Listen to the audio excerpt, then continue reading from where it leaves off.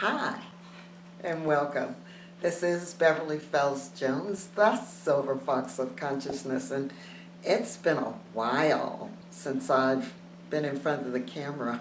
I've just been giving you my voice for a while. I had one of the listeners say to me, he said, when he was listening to one of the Neville Goddard ones, and he says, "Oh, I wish I could see her face, because I can imagine the animation that she has when she does it." So I appreciated that. If you're new to this channel, welcome. And if you like what you see, as well as if you're not new to the channel, give me a thumbs up, give it the thumbs up, give it the thumbs up. If you don't like it, give it the thumbs down. I'm not egotistical in that way that I can't take a little bit of criticism. I just don't like trolls, as most people don't like trolls anyhow. But today is a little different.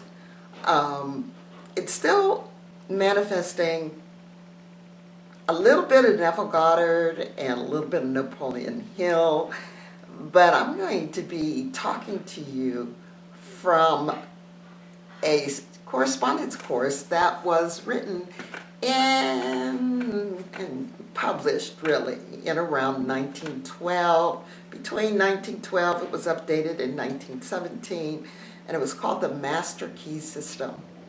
And right at this time, I am in a study with two other ladies going through this correspondence course that's 24 weeks long. But there's some very interesting points in there that reinforce what Neville Goddard says and what Napoleon Hill talks about.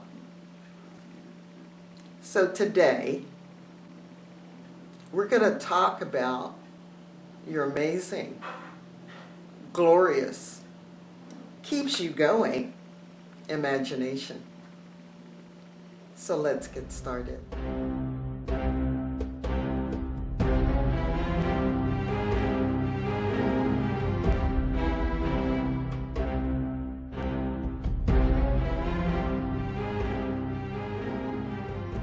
Okay, so welcome back.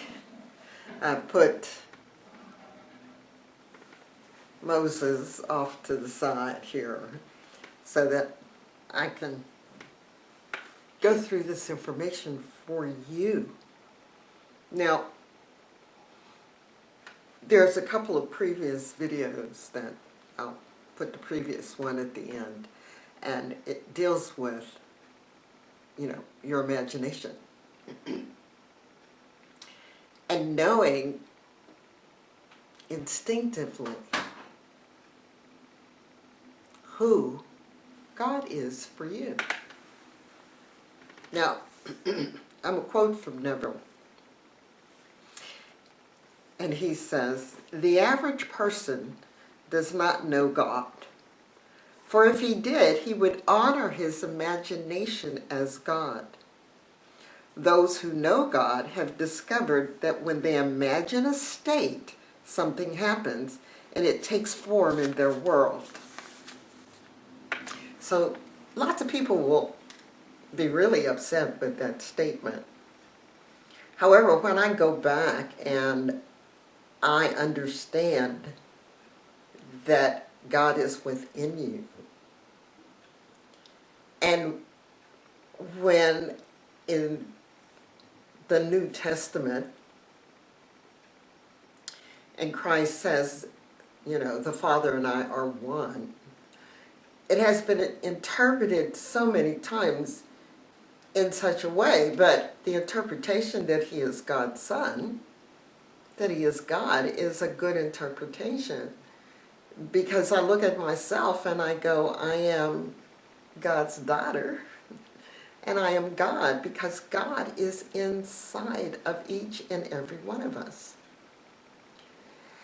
And when I go back and I look and I talk about, Genesis, and it says, and man was made in his image,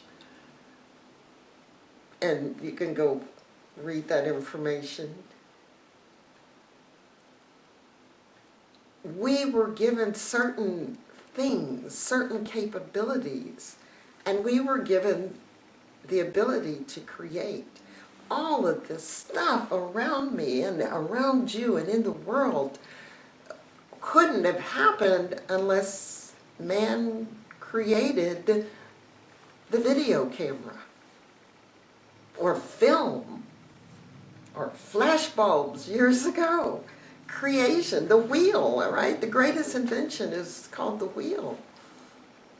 Man's imagination is so fantastic. We have sent a man to the moon. We got people in a space station orbiting around the world, the Earth. Wow. We even still have flat earthers, people who believe the Earth is flat. You know, well, for me to find out, I'd have to take a trip up, right, to the moon or up to the space station and look down to see if we are a big blue ball. But we've had spaceships take pictures of the Earth to show us we're a big, right now, blue ball. We have to take care of it and take care of the Earth. That's one of our jobs. But that's another conversation. So if you think of your imagination as being a piece that God gave you, and if you can look at it as your imagination is God, because through your imagination you create. Through my imagination, I am creating this video so you can learn more. But I talked about in the intro about the book or the correspondence course, Master Key System. And I got to see where I am in this. It is part 13. I mean, there's a lot of other stuff in the front. But when I started reading this, I just kind of went, okay, I need to talk about this. And the reason that I needed to talk about it, before I tell you what I'm going to talk about, is that I've read these words before and I just made an assumption based on the words, what they meant. And this one time I'm going through this and I go, I need to go look up the definition. I need to go see what the definition is. And so I did. And so I'm going to be in this section 13, part number, starting, well, he's got his paragraphs numbered. So for those of you who may have the Master Key System at home, it's part 13. And I am going to work with paragraphs 23 through 26.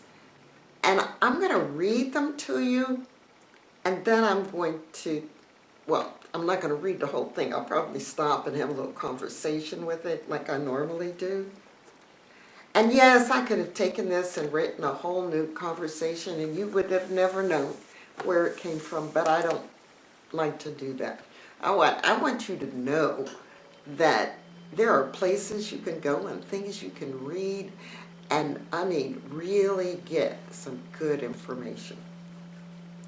So let me start. Thought is a spiritual activity and is therefore creative.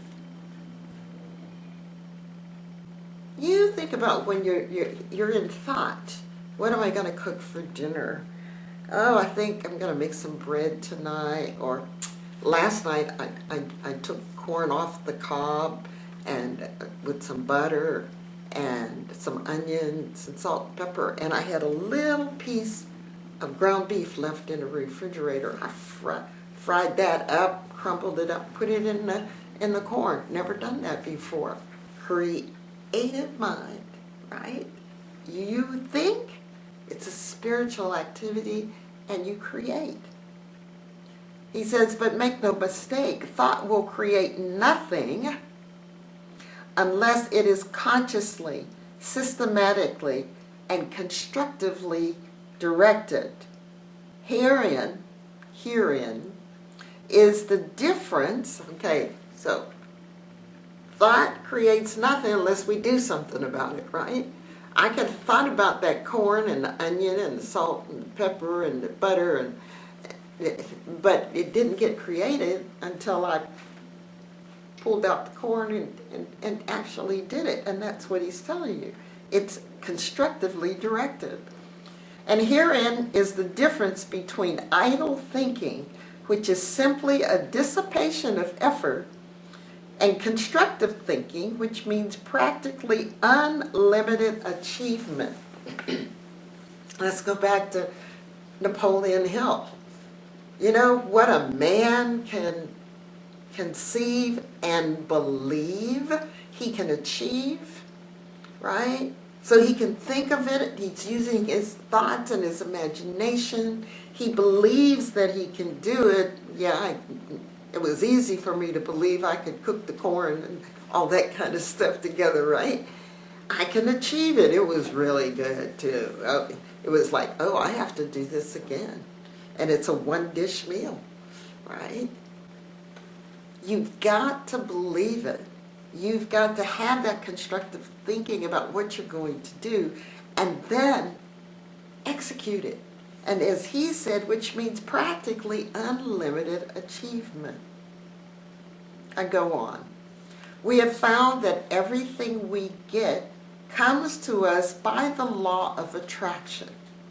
A happy thought cannot exist in an unhappy consciousness. Let me say that. A happy thought cannot exist in an unhappy consciousness.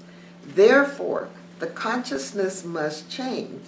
And as the consciousness changes, all conditions necessary to meet the changed consciousness must gradually change. Boy, there's a lot of change in that statement. In order to meet the requirements of the new situation. So basically, what he's saying, and I read it pretty fast, one of the things that have happened, I've hurt myself, I've cut myself or whatever, and it hurts. It's painful. And, you know, I clean it off, I put a Band-Aid on it, but I'm holding on to it because it hurts. It just hurts. And then I get distracted. I might get into reading something or watching something or talking to a friend on the phone. And the next thing I know, that pain is gone. I teach pain management in my Silva trainings. And it is a matter of distraction. Because the more you know this one, the more you concentrate on something, the more of it you get. So the more I concentrated on that irritation, that pain, the more I got. But as soon as I got myself distracted, my body was saying, well, you took care of it. I'm not going to do the pain signal for you. But the minute you go back concentrating on it, it's like, oh, it still irritates, it still hurts. It's the magic of our imagination. In creating a mental image or an ideal, we are projecting a thought into the universal substance from which all things are created. So universal substance, universal mind, infinite intelligence, the 0-point field, the entity from which our thoughts go and are impressed. Back then they'd call it the ether, impressed on the ether in order to make things happen. Now here's where I had to go get the dictionary out. You ready? This universal substance is omnipresent, omnipotent, and omnipotent, right?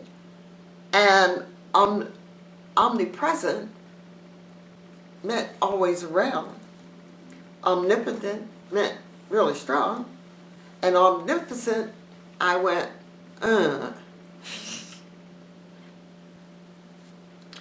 So omnificent is having complete or unlimited knowledge, awareness, or understanding, perceiving all things. Omniscient, omnipotent, or omniscient, omniscient, having complete or unlimited knowledge, awareness, or understanding, perceiving all things. And we've said, or it has been said, that God knows everything. I call it infinite wisdom because I just need to put it out there. And somewhere along the line, I'm going to get the answer that I need. So,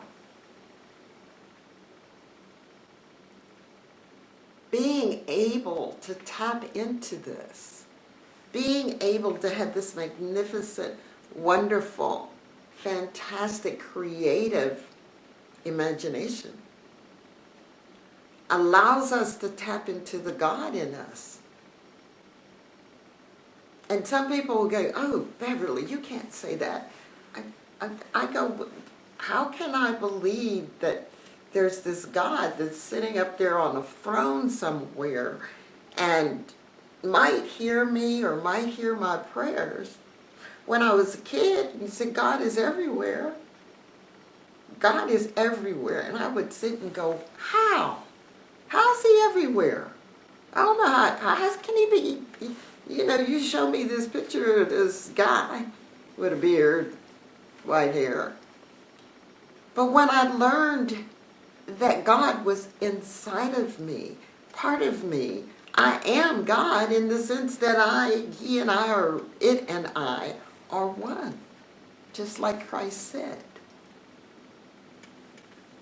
Now, I don't quote other people because I don't know, or other religions, because I don't know them. I haven't studied them. But as a child, I was raised with the Bible, the Christian Bible. And so that's the quote I know. But I know that in other religions, there is a similar conversation. So the universal substance is omnipresent, omnipotent, and omnipotent, right, is almighty or infinite in power, unlimited authority, right? So let me start that again. Universal substance is omnipresent, omnipotent, and omnipotent. Are we to inform the Omnificent, remember all knowledge, as to the proper channel to be used to materialize our demand? So we have this thought. Now, I was talking about making corn. But what about me wanting to film my Think and Grow Rich class? And I don't know who's hearing me and I don't know who's talking to me, but I visualize in my imagination that the class is full. It's filled with people eager to learn and eager to do things. But I'm not going to say, okay, I want them to go through, the newspaper or put it in a magazine, or I'm going to do this and I'm going to do, it's like, in my silver training, we ask, and then we allow the universal mind to tell us what to do. In fact, we allow the universal mind to do what it needs to do to get it done.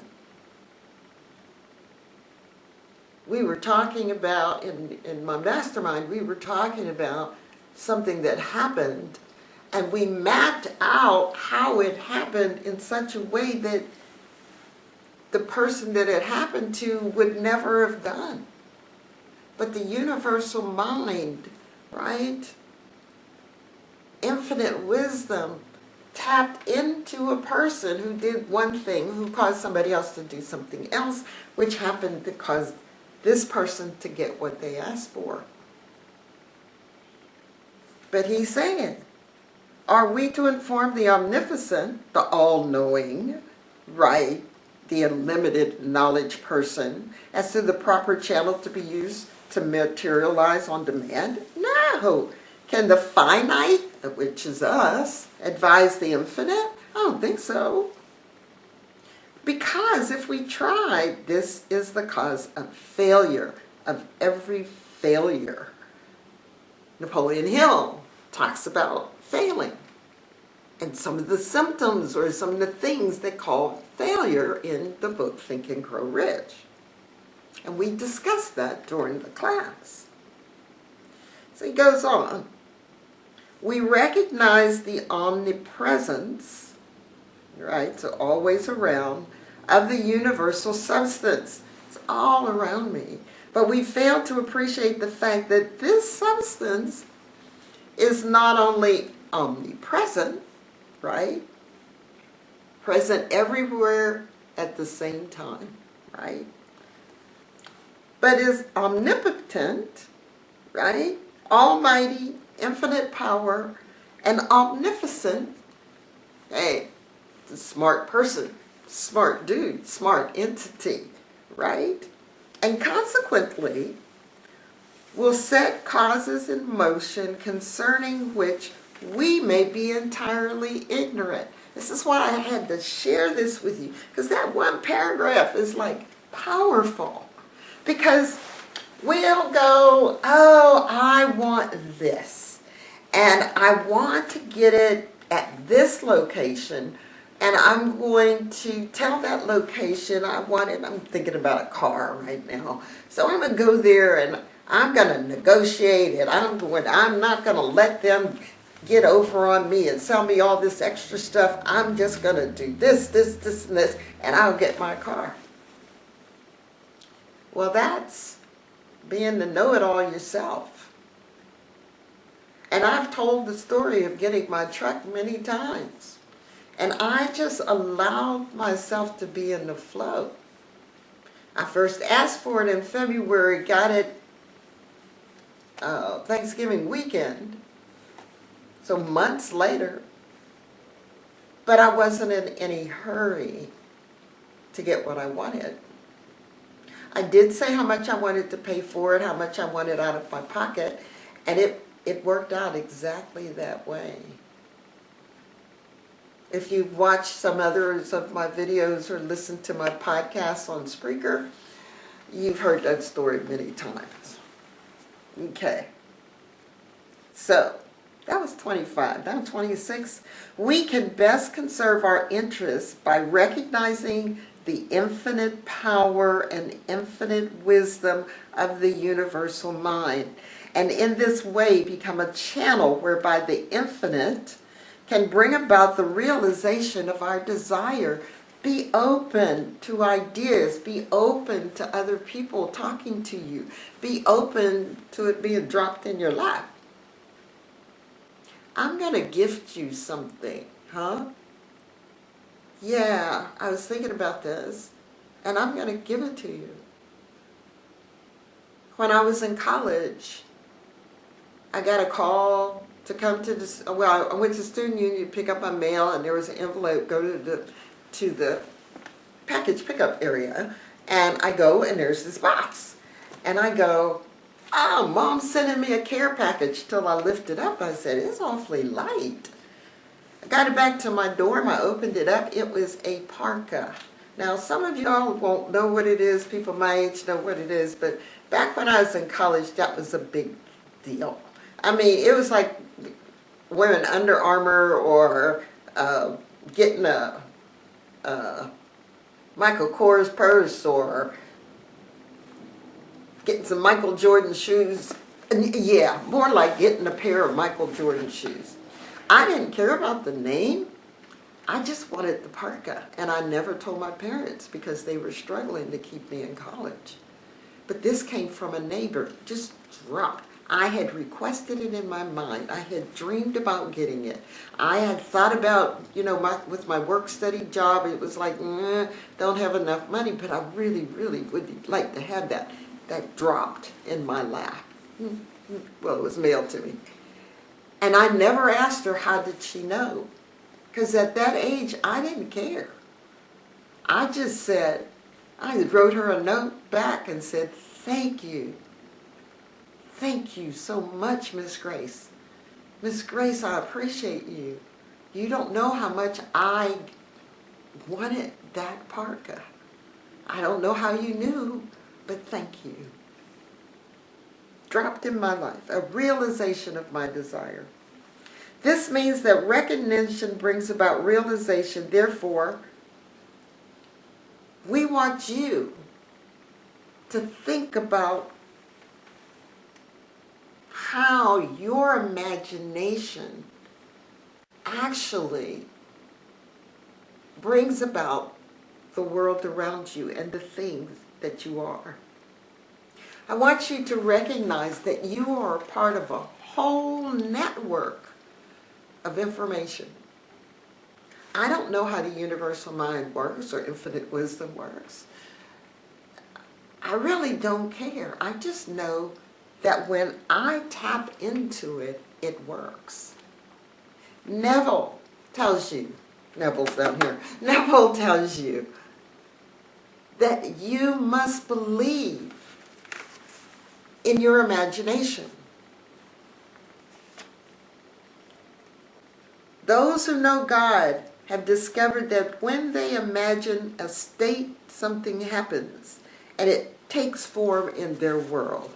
When they imagine a state, this is used in your imagination, feeling as though you have already received. I hope this has enlightened you and given you some more information about how to manifest. But you need to, now I hate telling you to need to. If you desire, I want you to meditate on this, about being part of the whole, and being that God is part of you. And that when you are mentally thinking, dreaming, visualizing, that the God inside of you knows what you want. And that thought is transmitted out into that 0-point field. I refer to it as the mind phone. It's out into the 0-point field, and it's scattered upon the ether, as what they used to call it way back in the early 1900s. And your dream, your desire, when you work on the information given, will come true. This is Beverly Phelps Jones, the Silver Fox of Consciousness. Don't forget to give me the thumbs up.